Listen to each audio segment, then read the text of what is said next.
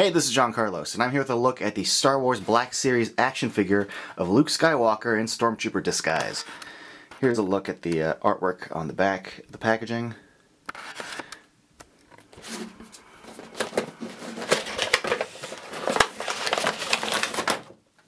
Between Stormtrooper Han Solo and the Sand Trooper and the regular Stormtrooper figure, Hasbro's made plenty of Stormtrooper figures, and I've reviewed all of them. So if you've seen those reviews, then you know what you're getting. If you've never seen those reviews, the long and the short of it is, this is a pretty solid figure. The articulation is pretty strong. You got the hinged ankle joints with a swivel, double knee joint, the ball hinged at the waist. There is the mid-torso cut. Ball hinged shoulders that have kind of limited range of motion because of the shoulder pieces, double hinged elbows, and then you've got the swiveling hinged wrists, which I dig. This one goes in and out, this one goes up and down, and you've got the head with the hinge at the bottom of the neck, and then a little ball joint at the top, which allows you to kind of, doesn't really allow you to move that much because the back of his hair kind of limits the motion. Paint on this is pretty solid, especially the little black dotting. I mean, it's basically just black and white paint, but what little use of black paint there is pretty clean. The gray paint around the bottom of the feet look good. His hands look good. And then you get to the head, which is the same head sculpt as the other Luke figures we've had, but I do like the actual sculpt. I like the fact they include, you know, just like the little dimple on his chin. You know, his nose looks good. The actual like sculpt of his face, you know, considering this is a 6-inch little figure, is a pretty decent sculpt. I think they did a good job with his mouth and his nose. The eye paint's clean, and his hair is clean.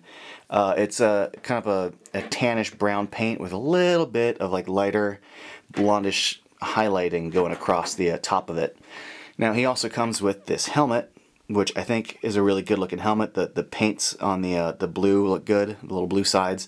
The mouth area is really clean, as is the sections right up here in the front. Sometimes I can get a little wonky with some of these, but that was really clean. The eye area looks good.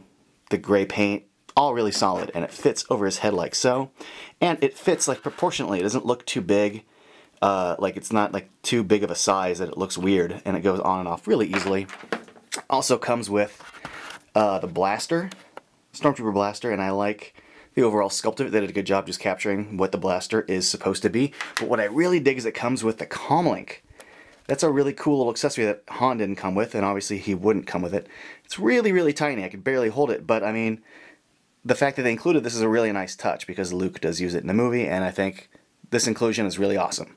Something that's pretty cool is you can fit the blaster into this little holster in the back right there, and also the comlink fits into this little clip right there.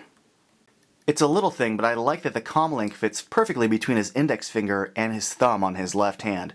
It could have just been an accessory that like didn't fit, and it was just something they included, but the fact that it does fit into his hand is a nice touch.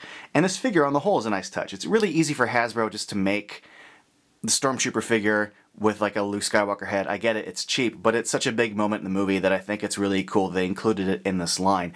They've been making this kind of figure since, you know, there have been Star Wars figures. There's always going to be Han and Luke in Stormtrooper outfits. They're easy to make, but I dig it. I think it looks really cool.